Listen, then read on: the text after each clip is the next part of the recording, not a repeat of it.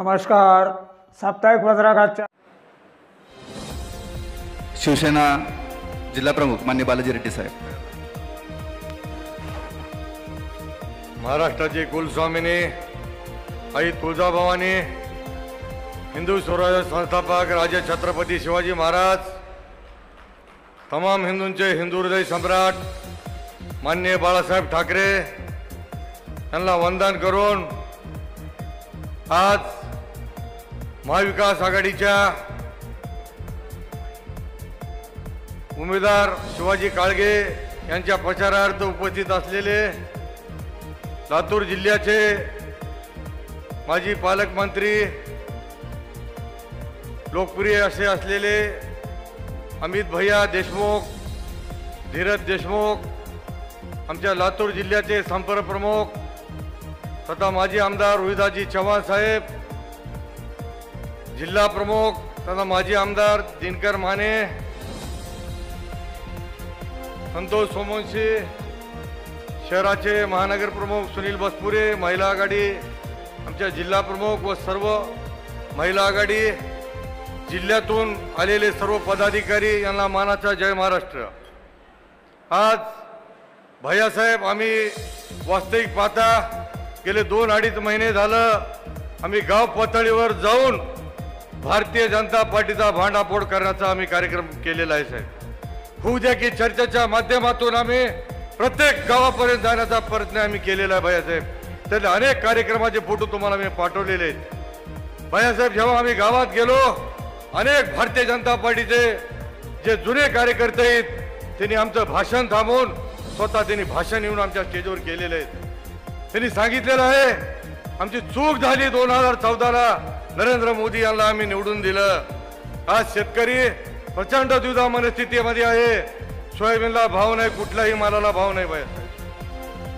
अनेक गावामध्ये तरुण युवकांनी सध्या भाषण आमच्या कार्यक्रमामध्ये येऊन केलेलं आहे की अनेक युवक अक्षरशः व्यसनाधीन झालेले आहेत भैयासाहेब.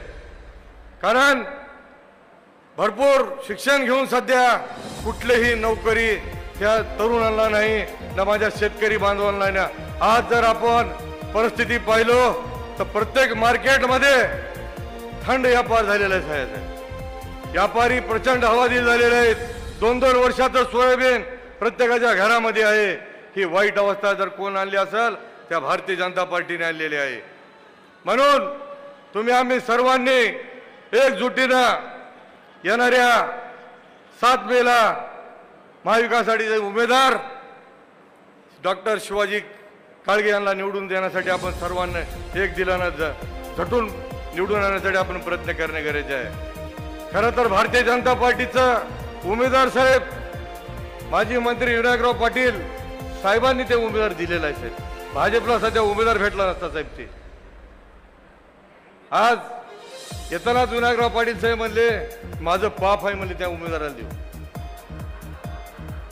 म्हणून विनायकराव पाटील साहेबांनी शपथ घेतलेली आहे. अहमदपूर मतदारसंघामध्ये आम्ही महाविकास आघाडीच्या उमेदवाराला जास्तीत जास्त मताची लीड देऊ असं त्यांनी मला म्हणलेलं आहे. लोहामध्ये सध्या साहेब परिस्थिती एक चांगल्या प्रकारची आहे. 1 महिन्याखाली मी संपर्क प्रमुख रोहिदास चव्हाण साहेबांना भेटायला गेल्यानंतर एका ठिकाणी हॉटेलवर बसलो होतो साहेब, तर त्या उमेदवारांना आमच्याकडे तोंड दाखल नाही. निवडून आल्यापासून श्रंगारे कोण आहे आम्हाला माहितच नाही. भैयासाहेब खासदारकडे पूर्वीचे खासदार, हे खासदार भारतीय जनता पार्टीचे कार्यकर्ते सांगतात की जेव्हा आम्ही फंड मागायला गेलं तर टक्केवारी मागतात साहेब. खासदार म्हणजे एवढे दलाल त्यांच्याजवळ होतेच आहे. म्हणून आज सर्व पदाधिकारी आणि कार्यकर्त्याला सांगतो की साहेब आपण आदेश द्या, सकाळी 6ला प्रत्येक पदाधिकारी महाविकास आघाडीच्या कार्यकर्त्यांनी गावापर्यंत जाणं, पोहोचण्याचं काम आपल्याला करावायचं आहे. कारण जनता वाट पाहत आहे, तिथं पोहोचण्याचं काम तुम्हा आम्हाला सर्वांना करायचं आहे. आज राहिला प्रश्न साहेब निलंगा, डॉक्टर आमच्या शोभाताई बेंजरगे, अभय दादा, सर्व टीमनं आणि त्या तालुक्यातले उमेदवार डॉक्टर काळगे साहेब असल्यामुळं मला वाटतं की ह्यावेळेस निलंगा सध्या आपल्याला चांगल्या प्रकारची लीड भेटल असं वाटतं साहेब.